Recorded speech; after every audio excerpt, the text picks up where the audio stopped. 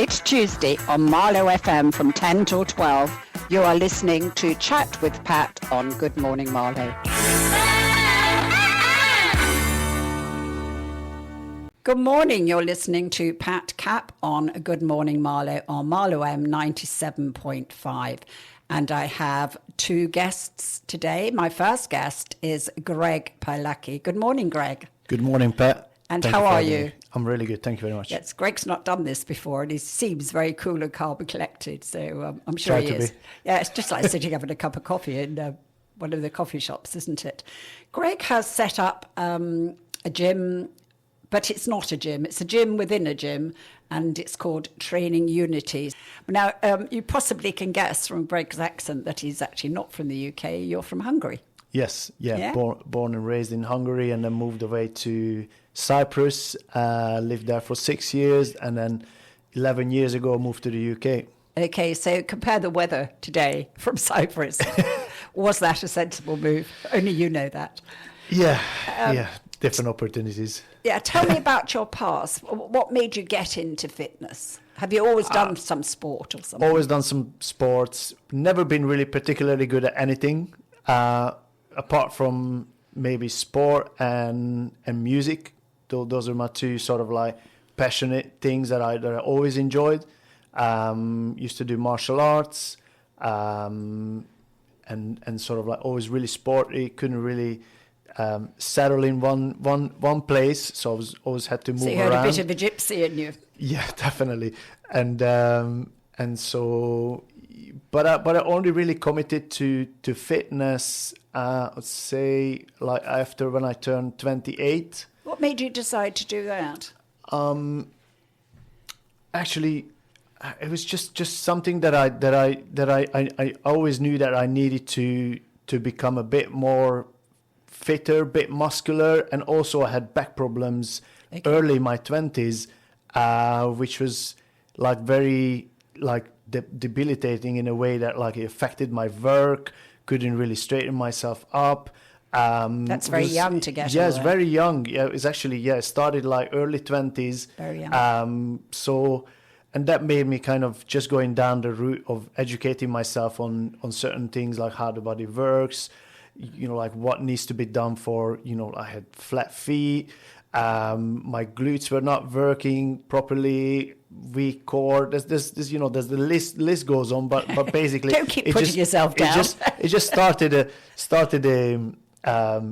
journey that I went on, and ever since I've been on that journey. You must be quite self-motivated though to realise that maybe what was happening within your body was actually of your own doing to a degree. Did you get some help? I did get some help. I always sort of like look out for other people to learn from. Yeah. But yeah, I mean, sort of like nowadays I'm very self-motivated, but maybe not so much in the early days. And I think it's good to connect with other people and then learn from those who maybe done that before. And that sort of led me down the path of starting my own practice, become a personal trainer, and later down to sort of to open a gym and all of that. I think actually, as when we're younger, we take an awful lot for granted about our bodies, and then suddenly, unless you have an injury or something, you suddenly think, okay, I've got to do something about this, or it can only get worse. I mean, I see that in the classes I take, and I think your ethos is in Training Unity is really very much not just about going to the gym. So tell me, you love people? Yes, absolutely. Yeah, enjoy. Always been a people person in a way that like I think we had that discussion earlier that like I never really had a real job, but I always loved work. Had a real job. I had some real jobs, of course, but I always loved working with people, and even in my current role, that's really my superpower, bringing people together and obviously helping them through fitness, coaching, education. So yeah. So you came to Maidenhead. And you decided to set up a gym. Now, that's a big undertaking. It is. I mean, it didn't kind of started with, from day one. I started as a as a personal trainer working in Bisham Abbey, and then sort of work my way up to build my own practice, and then sort of, you know, build my clientele, and then started small groups, and then when the pandemic started, that must have put the kibosh on a lot of things, didn't it? Yeah, to be fair, it was really good because we did a lot of things online, and then just made us as a community much stronger, because we actually just started putting people together in small groups, and I quickly realized that this is actually really good. But then obviously, you know, when we were allowed to outside, and then I already started this new place in the studio, and then I just sort of like kept the format of doing small groups, which was at that time what people really needed. I think big groups in a gym with some really powerful people and some, you know, can be intimidating. So I think you're right, small groups. And tell me so if somebody comes to you and said, I want to lose weight, say, for example. Sure. So how do you go about that?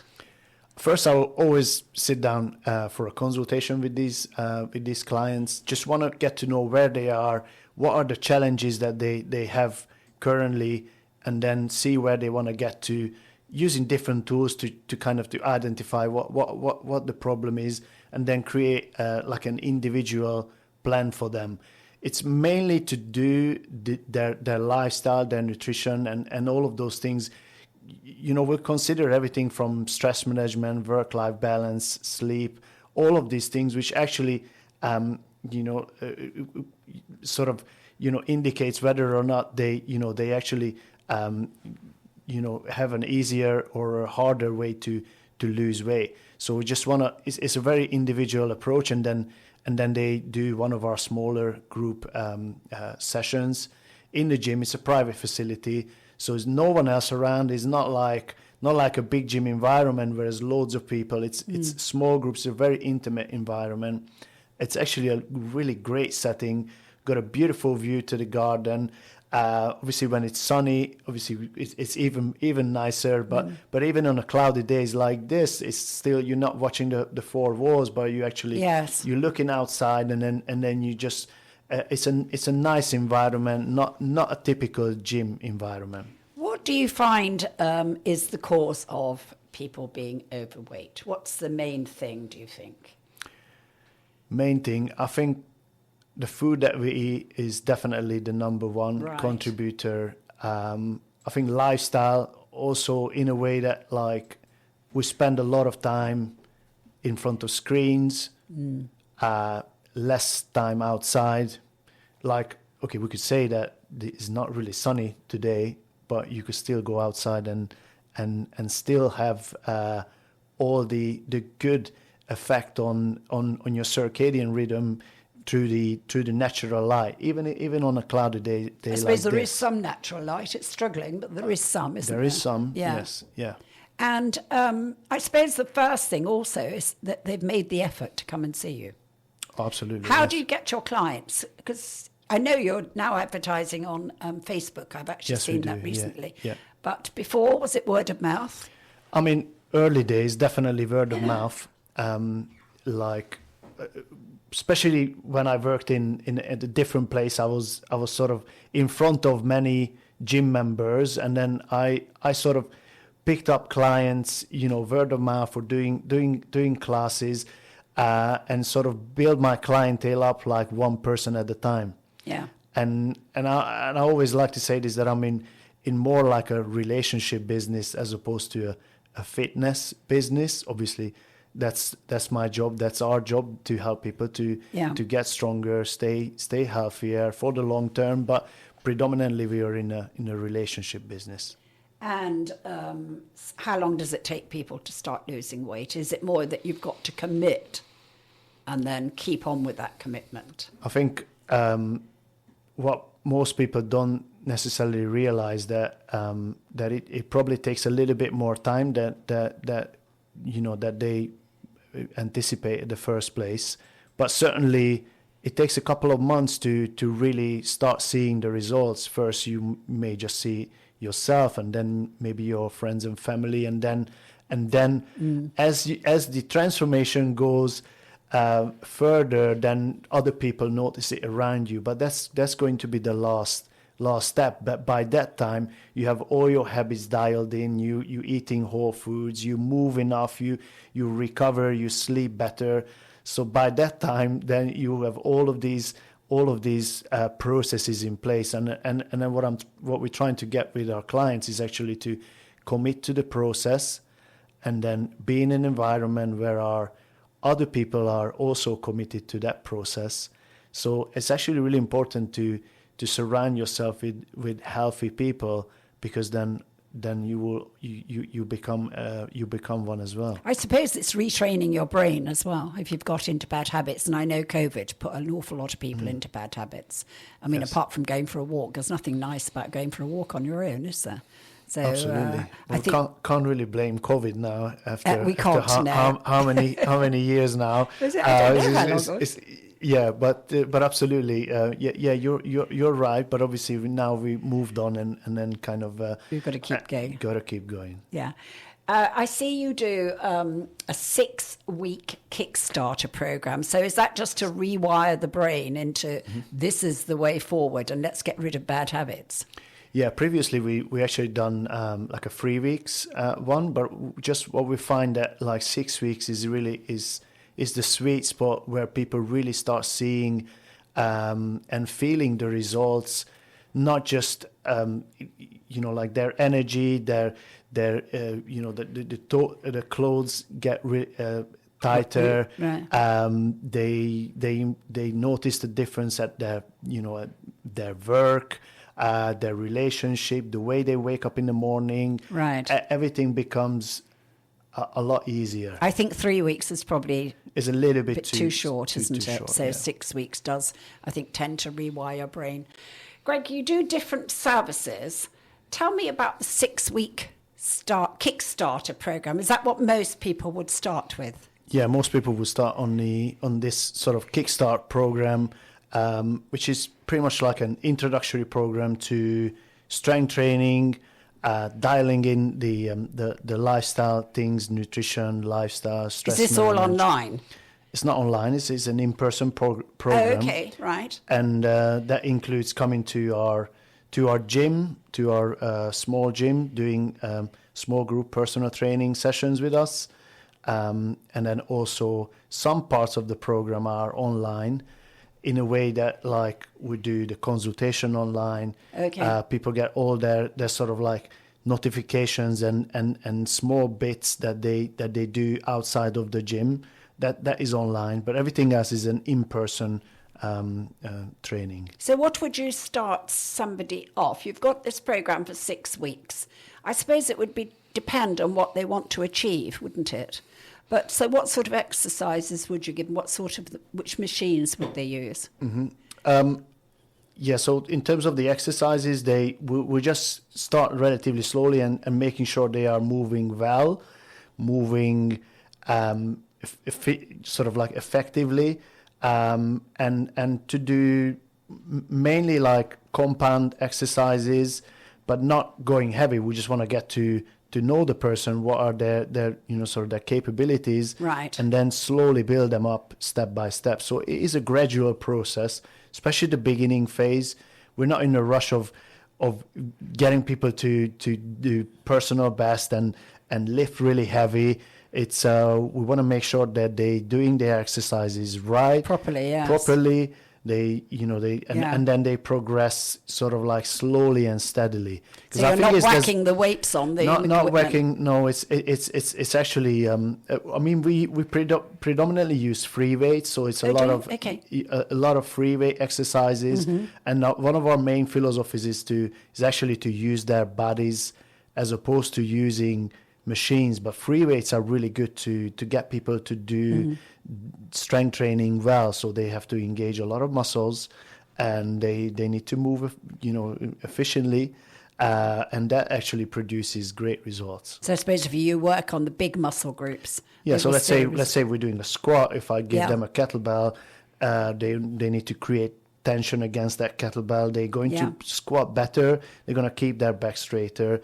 That opens up the hips as well. Obviously, it's not just a leg exercise. It's going to be a torso and an arm. It's an all-around full body exercise. So it's going to be quads and glutes would work on that. Absolutely, Which yeah. actually we use a lot for getting up and down out of chairs and up and down stairs in cars. So a lot of people do struggle. I mean, you hear people sort of groaning when they get out of their car. So yes, I think that. Definitely. What other sort of exercises would you give them? I mean, we use the TRX suspension trainers. They are a great way to get people to get stronger upper body, pushing, pulling motion, planks, even stretching exercises. I mean, we do hip hinges. We're doing a lot of core training, especially at the Very beginning. important, It's yeah. really important. Like all of our classes pretty much start with some core training. At the end, we also do maybe different type of core exercises as well. There's so many, and it's one of the best way to move people better, get them stronger, and then also to reduce the risk of injuries. Well, also when you had your back problem, your core was quite weak. Absolutely, yeah. Yeah. That's So funny there. Yeah. And once people realise that actually we're all attached, all the body is fascinating, but the body is attached. Yeah. Stronger core can actually work on your lower back. Yeah, absolutely. It does. And do you find the men are harder to say, now listen, you don't need to pack up the weights, take it slow, or do they listen? They do listen. You're smiling, by the way. They do listen, certainly. I mean, look, I think in terms of like women versus men, obviously, the way we advertise is a little secret that I'll share with you here. The way we advertise, for women, we specifically advertise those group pictures where women are smiling on the pictures, whereas for men, we actually just like to show them that men work hard in our gym, which is true. But especially the beginning phase, we, as I said, like we're not in a rush of going too fast. We actually want to make sure everyone's doing their exercises right. Yes. That's the main thing. I think you're teaching a skill for life as well, aren't you? Once Absolutely. somebody knows how Yeah. to do a squat Yeah. properly. And I watch so many people do squats badly, and then they wonder why their backs got worse. Now, you do different services, and we're talking about group training. We were talking about while the music was playing. You say it gets you healthier, can build connections, which I think is true. If you're in a group, you can actually make friends. That's true. You can be happier. Well, that would release the endorphins. I suppose any exercise can release endorphins, which is the well-being and happy hormone, really, isn't it? Absolutely. You join the community and you reach your goals faster with group training. So why would you recommend, apart from what I've said, why would you recommend group training? I think just being part of a group, it makes everything easier. You reach your goals faster. Why do you feel that happens? Is it people competing against each other? There's not necessarily competing. There's so I'll give you an example. Like men would probably compete more naturally, but it's not only men. Women do it as well. But also, like let's say a group training example, ladies training together, and then one of them says, "You know what? If you lift that way, I will do the same with you." Okay, right. And because. And simply just being part of the group, like you share the same experience with other people, so you're not going through the sort of the difficulties, the challenging bit, the some people call it the pain or the aches during the session, but you actually share it with other people, so you have this sort of connection that you build through exercise and sharing the same experience, And also as well. friendship, I suppose. And friendship as well. Yeah, I mean, important. we got loads of people that we got massive community that we do social events for our clients. So what have you got in your social? I know we're diversifying, but I mean, obviously we do Christmas events, we do walks. So you got a walk coming up, did you? We just did the boundary walk with a few clients. Yes. I mean, we do our own sort of like group walks or barbecues. We do regular events on certain topics. So we're also going to have a running event. On outside? Outside that we're going to do for our clients. And actually, this is open for the public as well. This is on the 9th of November that we're going to do a How to Run Better masterclass. And we'll bring in an external running coach who has an experience of 17 years of experience of running. Now, that is a good idea. I watch people running, arms flaying everywhere. I think a running masterclass would be very good. Yeah. So people meet at your gym? Meet at the gym, or we go down the road and then we do other collaboration with one of our clients, and then we do coffee meetups and things like that. Yeah, great. Okay, so you say that you have your fitness methods. Is it more of a circuit if you're doing group training? Or is everybody doing the same thing? It's very structured. Right. So we do the warm-up together. There's a structured main session, which everyone would do the same sort of exercises. And then there's some individual differences. So some people might lift heavier. Some will go a little bit lighter. And this is where the beauty of the small group program comes in, that we could individualize these elements. So let's say someone's got a niggle, an injury, we can just kind of tailor that exercise for the person. And then that way everyone's working together, doing the same things, but maybe there's slight differences within the program, and also it could be different levels as well. So you actually have a coach while these group sessions are going on. They're not going around with their phones. No. I watch that. Everything is it's absolutely. We have a coach. We run the sessions with the clients. It's all structured. We have a timer that beeps and kind of keeps the class flowing nicely. And then at the end, normally we do some kind of finisher. There's some cardio things. There's some core training elements, or joint-friendly, low-impact exercises, which is perfect for our clientele. I mean, most of our clients are between, say, average between 50 and 70. That's good. That is good that you're captivating that, definitely. I think also people don't realise the importance of core. Oh, yeah. The core is just... if you think about it, your core is between, it's sort of, there's a connection between your upper body and your lower body. And if you work on your torso muscles, then your arms and your legs will move better. Yeah. Less aches and pains, and everything just functions more optimally. I think also as people are working more and more at home, I'm certainly hearing about more back problems, which has always been a big bugbear in the UK. And I think if people did learn to use their core more effectively, something I feel they should be teaching in school. I must admit, I don't know what they teach in school. One of the things that we actually give out to our clients, especially the early stages, is I just name them movement snacks, which is sort of like 2 free exercises. Just get them off the chair, start moving, start stretching out the upper back, maybe the neck, working on the core. Requires no equipment. You can do it anywhere. Just stand up from the desk, do this 2-3 minutes, maybe go out for a drink, have a tea, have a coffee, and then go back to work. So it's sort of like it just breaks up the day. Keeps the body moving as well, doesn't it? And you say that you've got some equipment there. Mm-hmm. What sort of equipment do you use?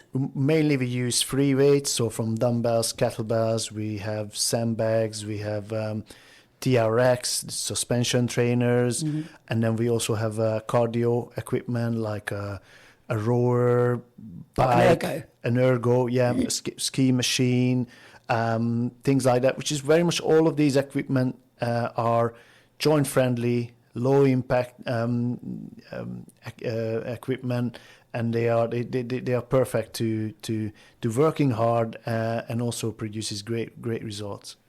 Well, we're going to play another of your tracks, and this is another Tom Grennan one. Nice. And that is Found What I've Been Looking For. And from talking to Greg, if you're not 100% sure and you're put off by going to a normal high-powered gym, you feel a bit intimidated because you look along the line and you think, oh, my God, my body doesn't look like that. I've done it myself. I find all the grunting and groaning quite off-putting as well. The gym I go to is a bit like that. but they do have some young people in there. They'll be grunting and groaning for a different reason when they get a bit older. Now, we've had a good insight into what Training Unity does. What time does your gym open? Early in the morning. We open at 6:15. That's our first class starts. And then we open until just after 8 o'clock in the evening. Wow, it's a long day, isn't it? Long day. It yes. is. Whereabouts are you? So we're in Cookhamdean, private property on Spring Lane. It's a lovely environment. It used to be a clubhouse, and when we turn it into a gym, I mean, it's one of my former clients that owns this property, and then this is where we set up our gym. Perfect. How do people get in touch with you? Because I'm getting questions coming through. Trainingunity.co.uk and is that Training Unity 2 words or 1 word? 1 word altogether. Okay. Trainingunity.co.uk. Okay. And do you have a phone number, or would you rather they just message? I mean, to message on the website. That's the best way to get in touch. How often would you say people need to train? It's not even training this. It's changing your lifestyle, your way of life. How often do you think people should do this? So training, I would say 2-3 times per week. So you're giving your body time to recover in between. I think when it comes to strength training, resistance training, you probably want to exercise 2-3 times per week in that way. But you definitely want to move your body every single day in some form or another. Even if it's half an hour walk just outside when you feel tired, that's going to make you feel better. It's more circulation, fresh air, clears the mind. That's never going to hurt. No, I mean, exercise won't hurt. And what about if people have got injuries and things? Is there anybody you've never been able to help and maybe said, come back at a different time?